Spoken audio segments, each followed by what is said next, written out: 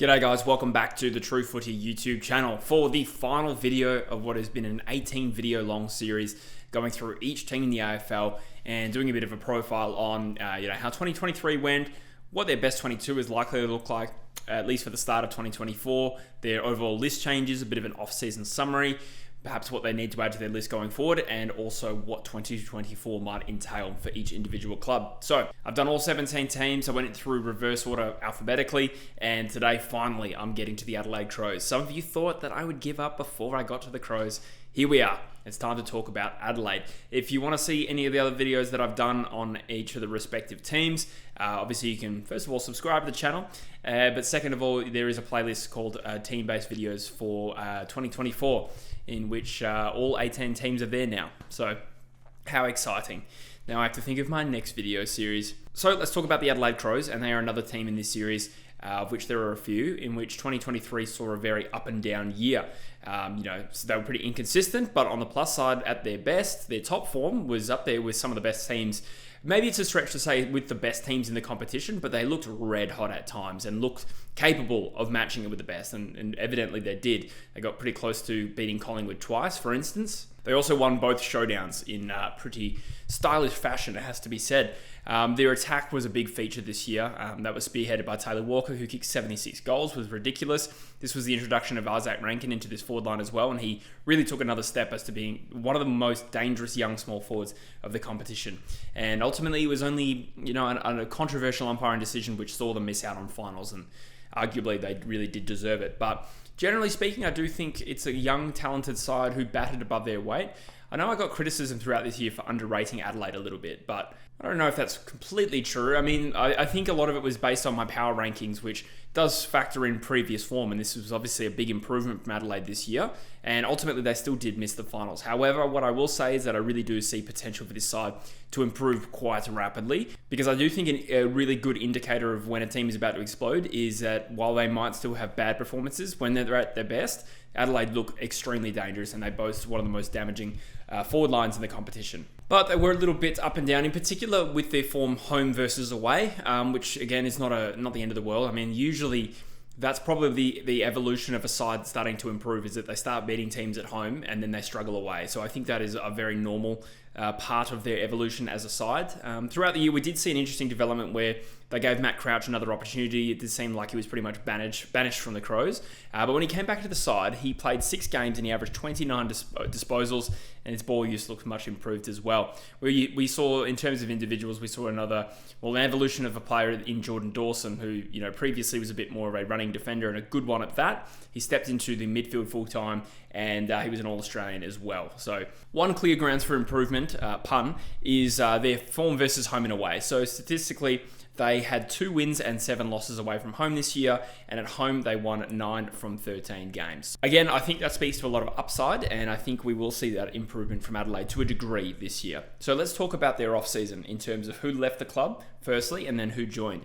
So they lost Tom Dode through free agency. It sounds like he was kind of chasing a little bit more security with respect to his contract. Of course, he's also recovering from an ACL. Shane McAdam joined the Melbourne Football Club. They had the retirement of Fisher Mackesy, that was this year. Paul Seedsman also retired. They delisted Jackson Haitley, Andrew McPherson, Tyler Brown, and Tariq Newchurch, if I'm saying that correctly. Now, in terms of the players that they added, it was a fairly quiet off-season in terms of acquisitions. Just Chris Burgess, the VFL forward from the Gold Coast, who kicked 50-odd goals this year. I'm not too sure. I've read that they're potentially playing him as a back, but I'm not sure if I agree with that, looking at the list going forward, but we'll talk about that in a minute. Daniel Curtin, they traded live for to get, and he's joined them at pick 8 or whatever it was. Charlie Edwards also joined them in the second round of that draft before they took Oscar Ryan, a bit of a bolter. So those were their acquisitions. They used the rookie list to delist and re-rookie a couple of players, Belays and Will Hamill, I think. So, like I have in every other video, I've had an attempt at their best 22, and this one looks relatively settled. The players in yellow there are the ones new to the club, and I'll elaborate on both of them in due course. But let's start with the back line. This one was tricky in the sense that working out their best mix of talls down back is not super simple. So bearing in mind, obviously they lost to Dode for a start, but they also had the ACL of Nick Murray, which means he's going to be unavailable. So I had the choice of including Keane, who had a pretty good end to the year. But ultimately what I've gone for is a combo of Butts and Worrell, Giggity. And I've slotted Daniel Curtin into a bit of a third tall running defender position this year. Michael Annie on the other back pocket, he had a great year and shows great versatility, can probably play on tall and small. So I think there's balance there. And I really do think that the best position to start Daniel Curtin in, even if they do view him as a midfielder longer term, let him find his feet as a back half roaming defender. And, he's physically ready-made enough, I think, to be able to compete with third tall forwards on the opposition. Halfback flankers kind of pick themselves. Brody Smith and Wayne Miller are offering great drive. So there's versatility there. Maybe they don't have a top-end key defender. I think Butts has shown promise, as has Worrell. And Curtin is obviously a long-term player. But the medium types there, Michael Annie as well, I think there's great flexibility there. Good speed as well. So I like the back line, considering the fact that they've had, Dode leave and Nick Murray do an ACL. So let's talk about the midfielders. On the wings, I've got Saligo and Hinge, with Jordan Dawson as the centerman there, with Rory Laird, obviously one of the Rovers, and then I've got Luke Pedlar starting in the center as well, which is a little bit ambitious because I think even though he probably will play more midfield this year, maybe he actually does start on a flank to give him a bit more versatility there. But I didn't want to pick Matt Crouch or Rory Sloane in that team because I just think it makes it really slow. So I know it's silly because I did just put him on the bench, but the reason I put Pedlar there is to say that I think that mix is a little bit better. Sloane and Crouch will be interesting because they're sort of at the back end of their careers, and Sloane's just signed a 1-year deal, and I think there's even growing sentiment out there that maybe he doesn't start round one, but I think he will, and I think he should. But that is probably one vulnerability of this midfield. As good as Dawson is and Laird individually, there's a really good mix there. Just the diversification of those midfield types, particularly on the bench like Sloane and Crouch, I think there's a chance they sort of get pushed aside this year. Potentially, Matt Crouch has shown an uptick in form, and Rory Sloane is a champion. Like, he is a gun, so who knows, he could recapture some of his best form, but that's the way I see it. Forward line, again, this is going to be a big strength for them. So I picked the three talls as Walker, Tilthorpe, and Fogarty. Obviously, there's a chance that Taylor Walker stops being amazing at this late stage of his career. 76 goals last year is ridiculous. And people talking him down a little bit because he kicked like 19 goals against West Coast or something like that, but so did Charlie Curnow. He had a fantastic year. The continued development of Thilthorpe will also be important as well as that forward ruck, the second ruck behind O'Brien in this case. Ben Keys, forward mid. I've chucked him on a flank here, and Rankin and Rochelle, two of the more exciting forwards, I think, small forwards. I think that really gives them a dynamic mix, and I've got Lockie Murphy on the bench there. So even though they lose McAdam, they've got plenty of small options in the forward line, and I'm also bracing for the fact that Rochelle probably will have increased midfield minutes. So while I've picked Sloane and Crouch, and I sort of just made the point that maybe it's a little bit one-paced, for instance, I think we will see Ben Keys obviously rotate through there. Rochelle, maybe Rankin as well. He's proven a little bit in the past. And maybe Curtin gets a crack every now and then, gets a few centre bounces, who knows. So there's rotation options there, which I like for this side.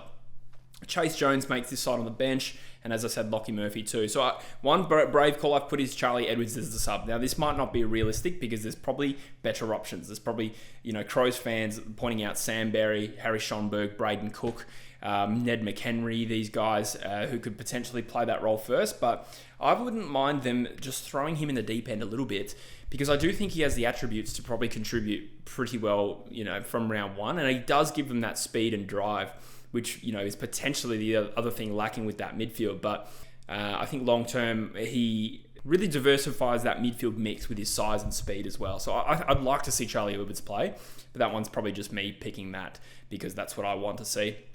Like I said, again, there's a lot of rotations in that midfield. Great balance between talls and smalls, particularly in the forward half. Sure, they'd love an All-Australian quality key defender, but I think considering the adversity, I don't think that's the worst way to go. There is good depth, particularly from medium defenders. Lockie Scholl is probably one that could feature in this team. Will Hamill, Patrick Parnell, Borlase, and Oscar Ryan as well, picked in the second round. There's quite a few depth options for them to select from. The midfield, like I said, Berry, Schonberg, Cook, and Dowling. Berry and Schonberg in particular have seen a fair bit of footy lately, and they'll probably be the next players to backfill, Sloane and Crouch if that doesn't work out. So Berry and Schonberg are the two mids just outside. Braden Cook, I think he played one game this year, and Billy Dowling hasn't debuted, but they're just young midfield prospects there. And in the forward line, they've just recruited Burgess. Now, I do have Burgess kind of listed here as a forward, but like I said, there's a chance they play him down back. To what end? I'm not really sure exactly why, because I don't think he's necessarily the key back size that is different from what they've already got. I could be wrong. Maybe they just see it differently. But either way, if he's a forward, he still doesn't make this team. McHenry is probably another depth pressure forward. He'll probably play some games this year, to imagine.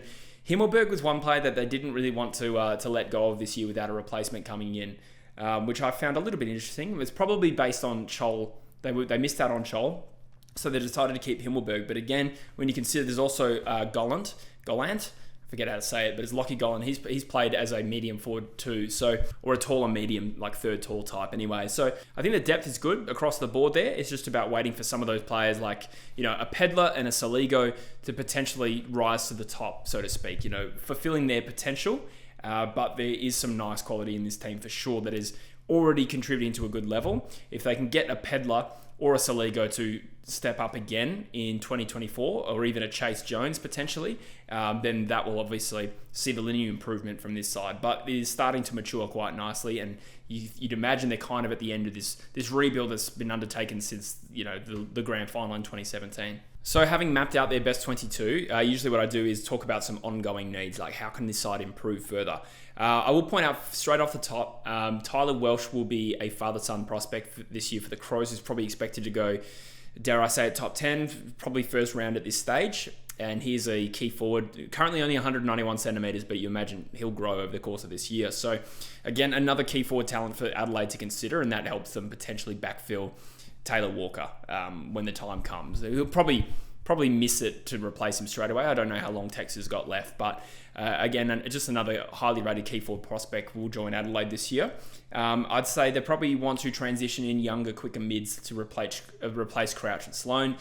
Could Pedler really announce himself as a long-term midfielder potentially? So that's one solution there. Charlie Edwards is another player that I really like the look of, and his attributes as well offset what they've already got nicely. There's Sam Berry and Schonberg just outside the 22 as well. Yeah, like I said before about the key defensive posts, they probably would like a real top-end key defender to balance out this list. They did get scored against easily this year, largely probably due to injury as well, but still, it's nice to have a top-quality key back. Is Jordan Butts going to evolve into that, perhaps? Will Daniel Curtin? I'm not too sure if he is a true key defender in that sense. I think he's going to be a bit more of a unique, oversized flanker, but still a very, very good one at that. The forward half is great. Like I said, both in terms of talls and smalls, there's depth, there's youth, there's top-end talent. I think they're probably now in a position where they can probably just target the midfield. Generally speaking, the tall situation, other than drafting another 18-year-old key back, that's probably not what they need. If they were going to recruit a key back, I'd probably do it through the trade. And we do know Harrison Petty got kind of close to getting to Adelaide this year, or at least he was interested. Melbourne didn't really want to let it happen, but that is probably something that they'll look at again in the future. So, 2024, the outlook, having said everything I've just said there. Look, the maturity of this list has come a long way. It's not too green. I handpicked a couple of teenagers to debut in round one, but generally speaking, there is mature depth across the board, and there's immediate upside with a few of those players starting to approach that time where they're going to take a leap, like your Pedlers, like your Saligos, your Chase Jones as well. But generally speaking, the mix is already very strong. They got top-end midfielders, top-end key forward, some good running defenders. So for them, it's just about closing the gap between their best and their worst, and obviously tidying up as well how much they get scored against. But like I said, some less injuries in the back half will do that. So for me, I'll be surprised if Adelaide don't make the finals this year. Could they be a dark horse for the top four? I do actually think that. Now, I know I've been fairly positive on every club to some extent in each of these reviews. I've tried to be honest with my criticisms, but generally put a bit of a positive flavour on all of it. But I do think that Adelaide do have the potential to explode. Now, they might not explode this year, and perhaps you could say that their midfield probably isn't quite up there with the Brisbanes and Carltons of the world. But could they accumulate enough home wins and improve their away form enough to get to 5th or 6th? I think that's probably where I see Adelaide, to be honest. So that's just my thoughts on their best 22, their depth, their off-season in general, guys. Let me know in the comment section what you agree with and you disagree with. Like I said, I think I've been pretty positive on the Crows, and maybe that sort of counteracts what people thought this year where I was underselling them or disrespecting them, which I disagree with. I've been waiting for this to come. I've actually been pretty positive on Adelaide for a few years now, and I identified them as someone who punches above their weight. Like previously, when they didn't have that much obvious best 22 talent, they've always played with a bit of character and a bit of flair. And I do like that, and that's something that I hope West Coast strive to achieve from this year onward. But now I do think the maturity of that 22 means I should expect finals from this side. Personal opinion. Anyway, like I said, I'm rambling now. Hope you're enjoying the content. I hope you enjoyed this series. Subscribe to the channel for more. I'm thinking about doing, trying to project clubs 3 years from now and doing all 18 teams again. Because why not? It seems to be somewhat well received. I just have to think about how I do that video exactly. But anyway, thanks again for watching, and I'll see you in the next one. Cheers.